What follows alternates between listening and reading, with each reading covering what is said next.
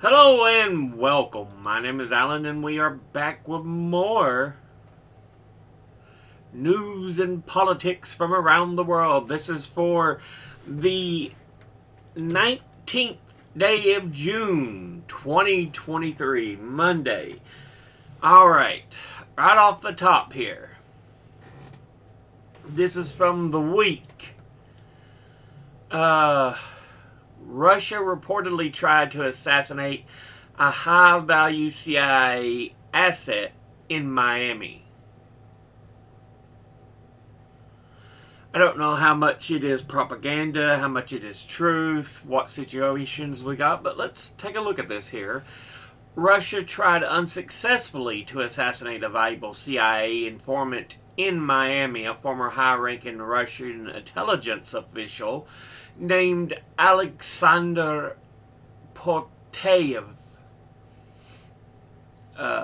in a brazen operation that spiraled into tit-for-tat retaliation by the United States and Russia, including the expulsion of top intelligence officials in Moscow and Washington. So, yeah. Whatever it is, it's supposedly just made things worse. But they have provided information that led to the uncovering and 2010 arrest of 11 Russian spies living under deep cover in suburbs and cities along the East Coast. The incident signaled that Russian President Vladimir Putin is willing to expand his targeting of his enemies onto U.S. soil in 2018. Russian operatives tried to fatally poison Sergei Skripal, a former Russian military intelligence colonel convicted of selling secrets to Britain in Salisbury, England. Skripal was one of 4 prisoners Russia released in 2010 after the U.S. Sent 10 of the 11 uncovered Russian spies back to Moscow. The red lines are long gone for Putin's former CIA officer Mark Polymeropoulos told the Times. He wants all these guys dead. The foiled assassination attempt is revealed in the British edition of the book Spies, the Epic Intelligence War Between East and West by Harvard National Security and Intelligence scholar Calder Walton. Scheduled to be published in June 29th. The Times corroborated his reporting and added more information about the fallout. So yeah. Like I said, I don't know how much of it is true, how much of the details are faithfully reported, but yeah. If it is true, we are seeing just things decay into even more chaos. But anyway, here we go. This is rampant groundwater pumping has changed the tilt of Earth's axis. This is by Nature.com. Human depletion of underground reservoirs has shifted the global distribution of water so much that the North Pole has drifted by more than 4 centimeters per year. The Earth has lost enough groundwater to thirsty humans to measurably tilt the planet's axis of rotation. The net water lost from the underground reservoirs between 1993 and 2010 is estimated to be more than 2 trillion tons.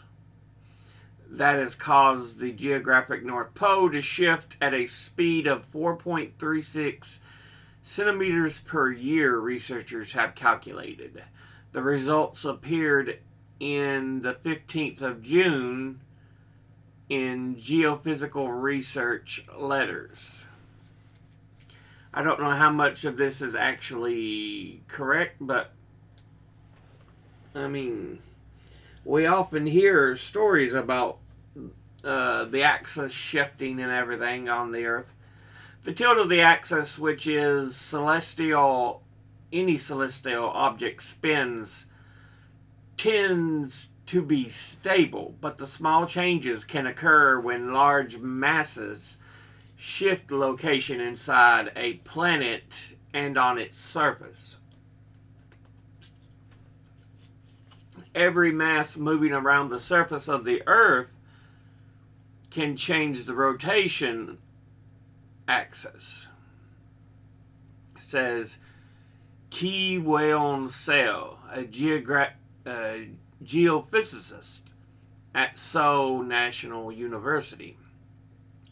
Astronomers can track such motions in the Earth's axis by observing quasars, the bright centers of distant galaxies that constitute practically immobile points of reference. The largest axis changes in seasonal and is triggered by the motion of the atmosphere masses as the weather and seasons change. This effect causes the Earth's geographic poles to wobble by up to several meters each year. And that's essentially, your Earth has been at an angle.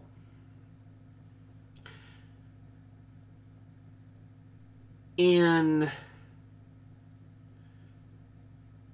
I guess it's May, June, July, August, September. It's summer and late spring, early fall, warm weather in the northern hemisphere because it tilts to the sun while the lower hemisphere is experiencing winter weather. Much colder temperatures. And then, of course, it switches. So the Earth is constantly on a wobble anyway. You know, summer months in the north, winter months in the south, and tilted the other way. The north is further away. So then the north hemisphere is experiencing winter weather conditions while the south is experiencing summer weather conditions. That's why there's always two different weather conditions depending on whether you're north or south of the equator.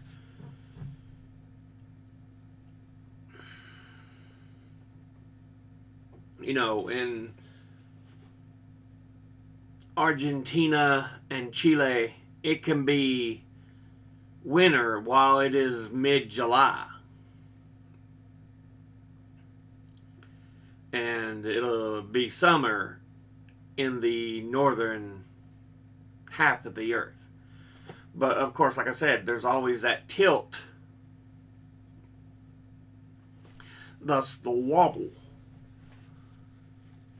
Shifts in water masses can cause smaller but still measurable changes in the tilt of Earth's axis. Until recently, researchers thought that the water-driven effects would be caused mainly by the melting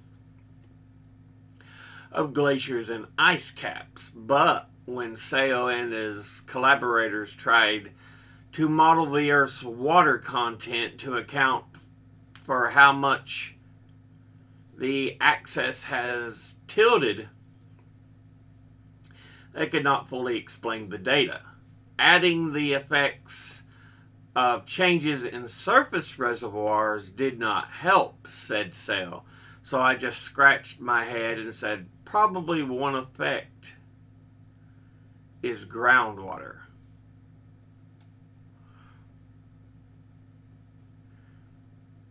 So, do we have just suspicions that it's probably groundwater, or is it a confirmation?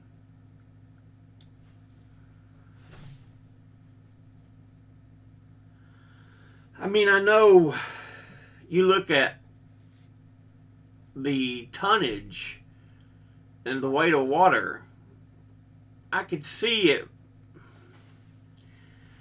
It's still something hard to accept whether it's really caused the earth to tilt that much. But anyway, this is from CBC News. President of Sikh Temple in Surrey, British Columbia, shot dead in Gurdwara parking lot. Hardeep Singh Nijjar, 45, was killed shortly after evening prayers at the Guru Nanak Temple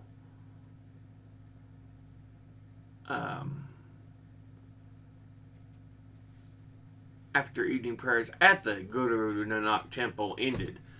I don't know why I was having trouble getting that to click properly in my mind.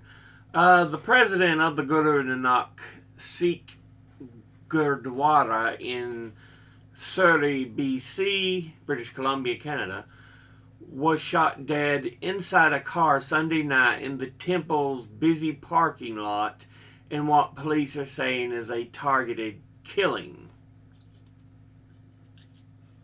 Investigators say Hardeep Singh Nijjar was killed just before 8:30 p.m. Pacific time, soon after evening prayers had finished. Nijjar was a prominent leader in the Sikh community and is being mourned widely in social media. Assistant Royal Canadian Mounted Police Commissioner Brian Edwards called the homicide brazen and shocking. I am absolutely appalled this would take place in a house of worship, he said. It's disgusting.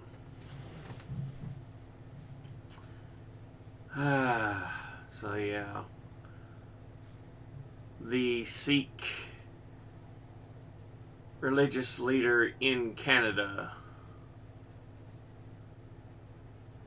was murdered. They think it was a targeted killing.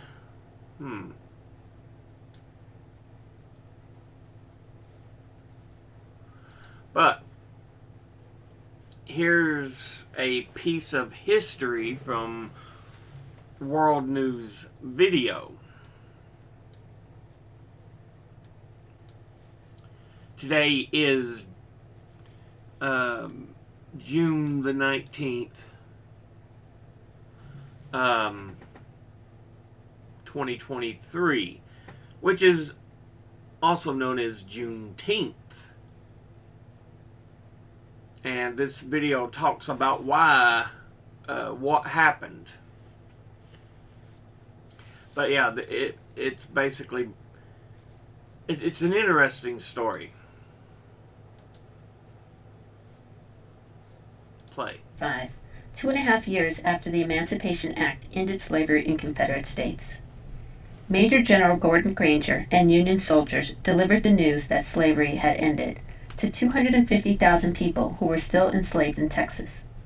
Black Americans celebrated. Freedom brought huge progress in the years after the war. Literacy rates jumped 70% in the subsequent 40 years, and 22 Black Americans were elected to federal government. But when Reconstruction ended in 1877, attempts to build communities were met with violent attempts to restore the power imbalance of the pre-civil rights years. Throughout the 1900s, Juneteenth celebrations continued, highlighting advancements within the family and community and honoring ancestors. In 2016, Opal Lee, an activist in Fort Worth, Texas, set out to make Juneteenth an official holiday by walking from her home in Texas to Washington, D.C. She reached Washington by walking 2.5 miles a day, representing the number of years it took for news of emancipation to reach Texas. In 2021, Lee's campaign was successful. President Biden signed legislation making Juneteenth a federal holiday. Today, Juneteenth is an opportunity to celebrate Black Americans' contribution to American culture and honor the continuing quest for freedom, justice, and equality. But yeah, um, June 19th, 1865. That's when it finally reached Texas that the Confederate War was over, African Americans were free.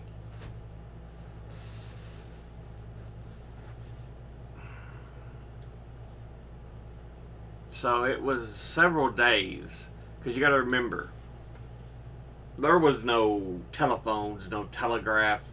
Well, maybe telegraph, but there was no telephone. Letters took forever. Information took forever to travel. No vehicles. So any bit of information was sent via, like I said, probably telegraph. Not everybody had access to telegraphs, but still. And then by word of mouth, either through walking or horseback.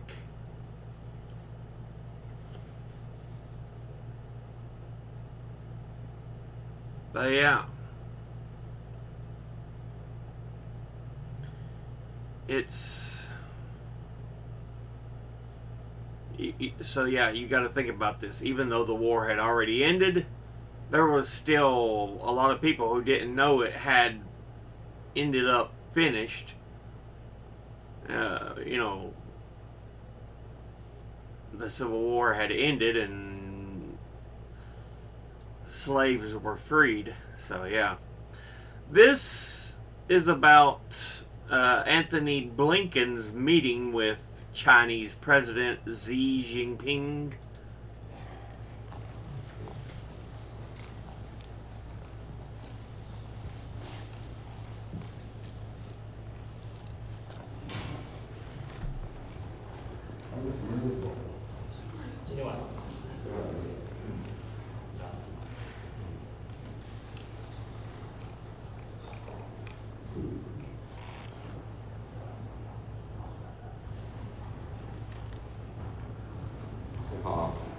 Good afternoon，主席好，很高兴见到你。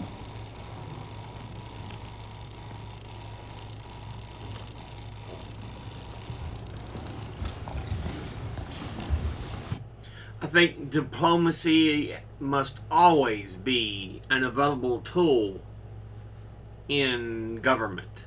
You cannot just be willingly ready to jump into a war. You know, your first option must always be to talk things out.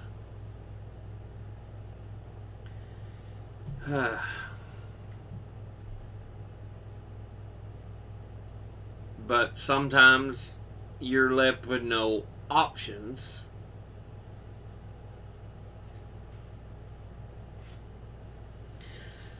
Some people are just driven to do what they want to do to achieve their own ends. But diplomacy is a necessity.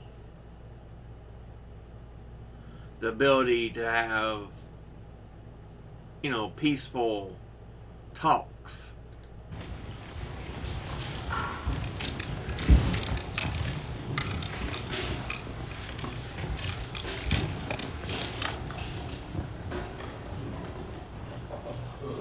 Please have a seat.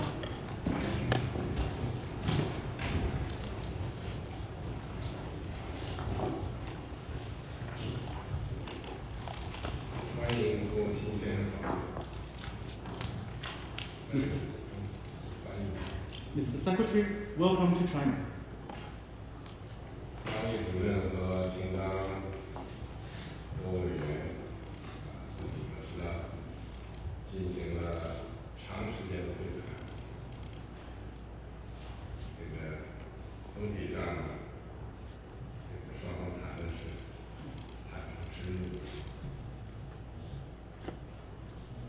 Director Wang Yi and State Councillor Qin Gang have met or held talks with you at length, and generally speaking, the two sides have had candid and in-depth discussions. 中方是表明了立场，双方同意共同落实好拜登政策，在谈好会晤时候达成。 Right now, it's being broadcast to the public to show, okay, we're having peaceful talks. You've got Xi Jinping, and then the foreign diplomats, and you hear Xi talk, and then you'll hear the translator in the background giving translations of what's being said. 双方在一些具体问题上取得了进展，达成了共识。这很好。 The Chinese side has made our position clear, and the two sides have agreed to follow through the common understandings President Biden and I had reached in Bali. The two sides have also made progress and reached agreement on some specific issues. This is very good. 多与多交往吧，总要相互尊重，以诚相待。我也希望国务卿现在这个访华能够稳定中美关系，多发挥积极作用。 State-to-state interactions should always be based on mutual respect and sincerity. I hope that through this visit, Mr. Secretary, you will make more positive contributions to stabilizing China-US relations. Mr. President, thank you for receiving us today. 主席先生，非常感谢您今天接待我们。 President Biden asked me to travel to Beijing because he believes that the United States and China have an obligation to responsibly manage our relationship. 拜登总统责成我到中国访问，因为他相信呢，美中呢都有义务、负责任的管理好我们双边的关系。 The United States is committed to doing that. It's in the interest of the United States, in the interest of China, and in the interest of the world. 我们其实致力于这么做，因为呢，对于美国而言、中国而言，乃至世界而言，都是符合我们的利益的。 Over the past 2 days, I have had candid and constructive conversations with State Councilor Qin Gang and Director Wang Yi. 那么在过去的2天，我呢与秦刚外长以及王毅主任进行了坦率的、有建设性的对话。 We covered a broad range of both bilateral and global issues. 我们期间呢是涵盖双边甚至是多边世界的这个议题进行了广泛的对话。 I appreciate this opportunity to discuss the way forward with you. Thank you. 那我非常赞赏您今天下午愿意接待我们，感谢。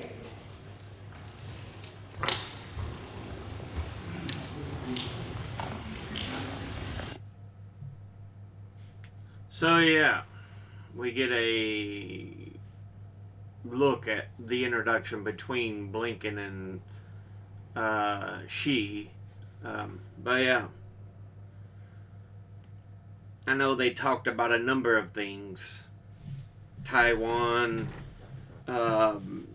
weapons going to Russia. China saying they are not delivering weapons to Russia and will not deliver any other, and definitely will not be delivering other weapons to Russia. Alright, this is from NPR. Biden says rich must pay their share at first re-election campaign rally. Again, Biden's not my choice. But unfortunately, like the last few elections, we've been left with crap options.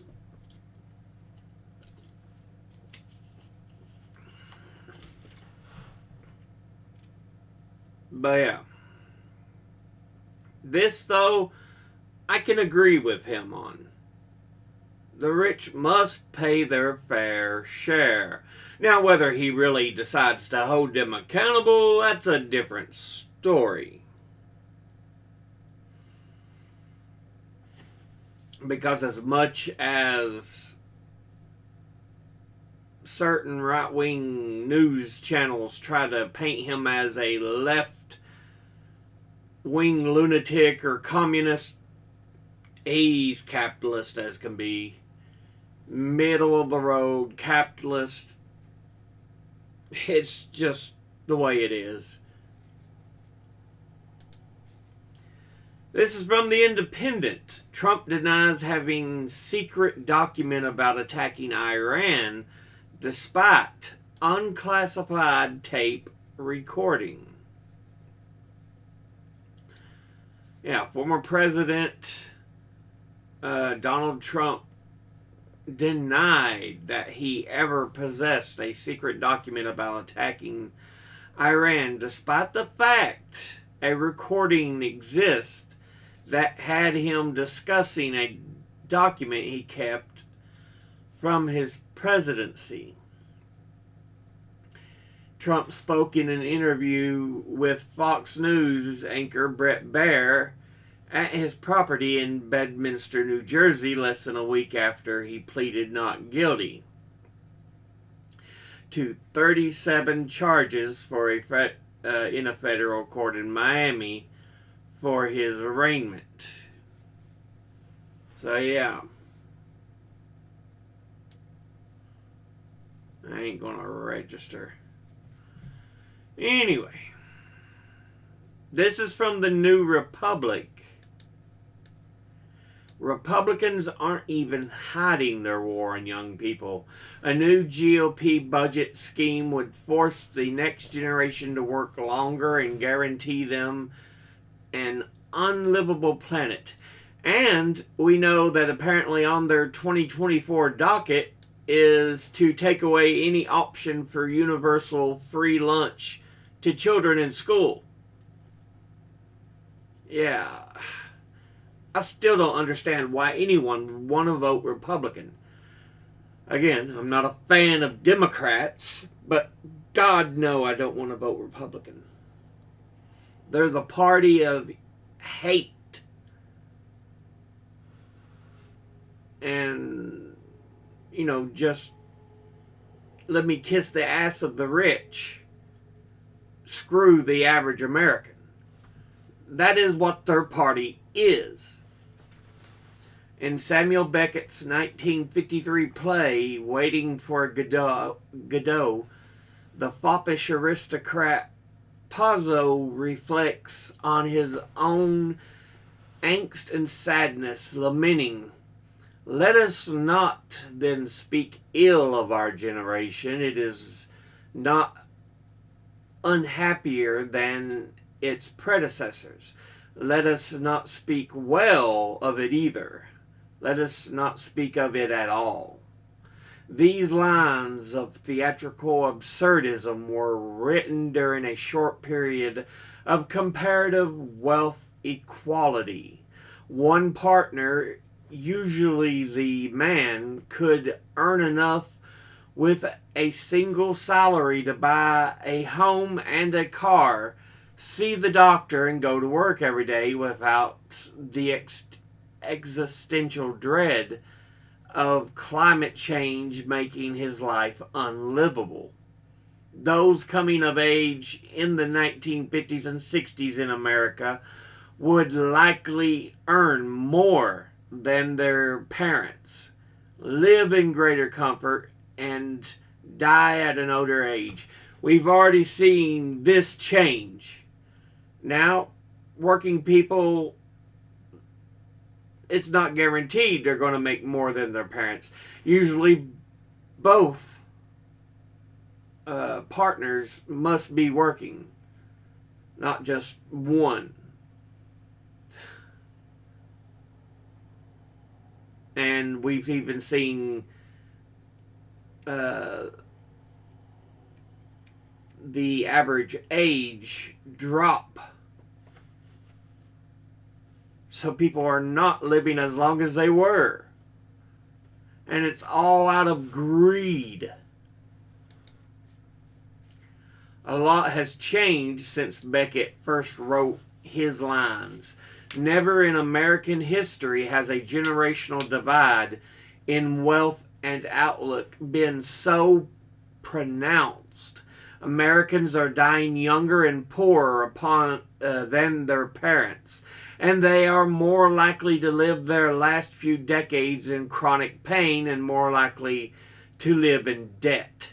This is not an accident or the accumulation of millions of individual random choices. It is the product of deliberate policy decisions that have stripped younger generations of opportunity so that older ones can live in relative comfort. We see a wealth gap that is just absurd. And last week, the Republican Party made clear its decision to continue down that path, shedding all pretense of caring about young voters. A 2024 budget proposal released by the Republican Study Committee sets out the party's priorities: make the next generation work longer and essentially guarantee them an unlivable planet. Although it is rare that both parties agree on anything, it is an established fact that Social Security is headed fast off a funding cliff. At its current rate, the pension scheme will be insolvent by 2033, meaning that recipients will see an up to 25% decrease in their monthly benefits unless something happens. I keep saying this. Raise the Social Security cap. You know, it's only charged for so much thousands of dollars, and on a rich person, that's pennies. If you're an average worker, you're going to make that anyway. Raise the cap. They have to pay so much percent per paycheck for the first so many millions of dollars is what it should be.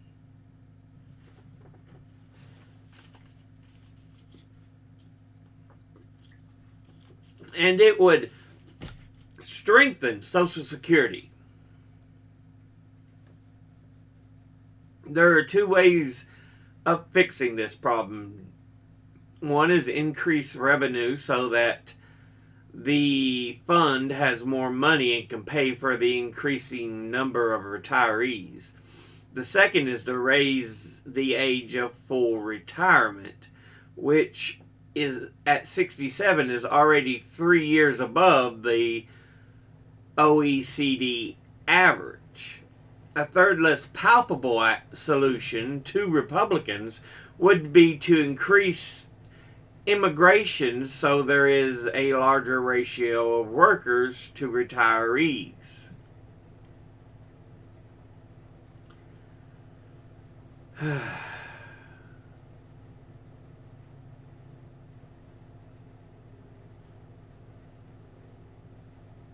Or, you could just raise the cap so that more rich people have to pay into the thing a lot more than they do. It's, like I said, it's set at such a low cap amount. After months of deflection, the Republican House Speaker, Kevin McCarthy, vowing that cuts to entitlement programs are completely off the table, the Republican Study Committee's 2024 budget scheme proposes $16.3 trillion in spending cuts and $5.1 trillion in tax cuts. Fuck you, Republican Party. This is what I'm saying. It's the party of evil. Eliminating so many trillions isn't easy, especially considering that the Social Security and health spending eat up nearly half the entire federal budget. with a yearly price tag of 2.7 trillion. Fuck the Republicans. They just don't want things that would help the average American, because they're so beholden to sucking the dicks of the fucking rich assholes. Ooh! Irritates me. This is from The Liver. I think I've already mentioned this before, but yeah. How pundits' inflation myth has crushed the working class. After corporate media lied to America into a war and a financial crisis, data shows they lied about a main source of price hikes. The brutal policies followed. Yeah. It was corporate greed. It had nothing to do with natural inflation. I've pointed this out over and fucking over. But no one listens to me. 1 year ago, as price hikes were becoming a major national concern, the world's third richest man touted his newspaper columnist,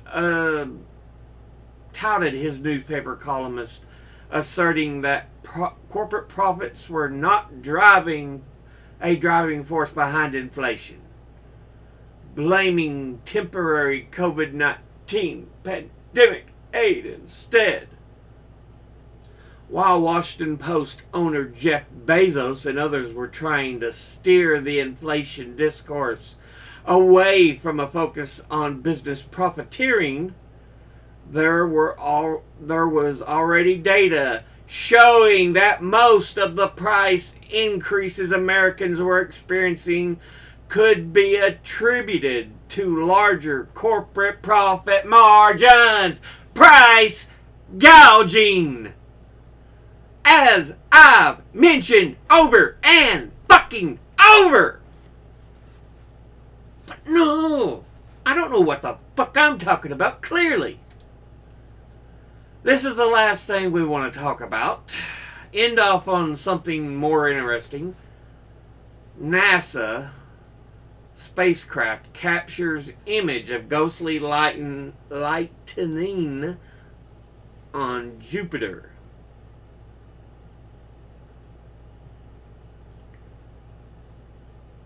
Yeah.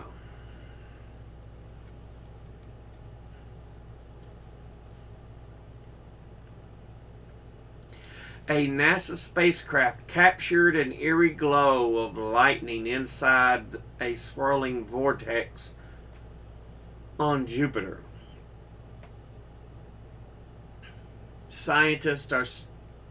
The green lightning bolt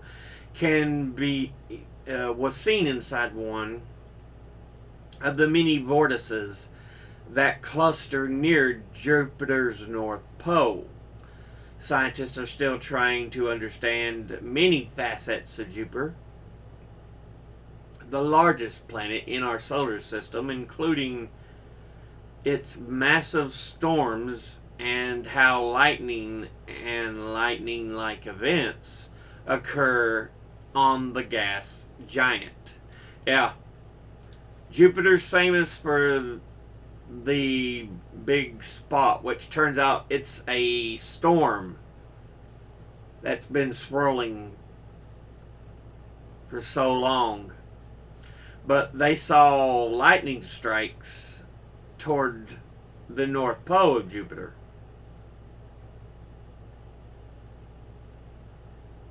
So yeah. These are the image captured of ghostly lightning on Jupiter. So you can see the little spark of lightning up there. It's interesting. But we'll go ahead and end this episode here. Thank you all for watching. As always, educate thyself. Think, read, study, learn. Someone tries to tell you something you have trouble believing. ask them to cite their sources. I'll be putting my sources in the description box below the video.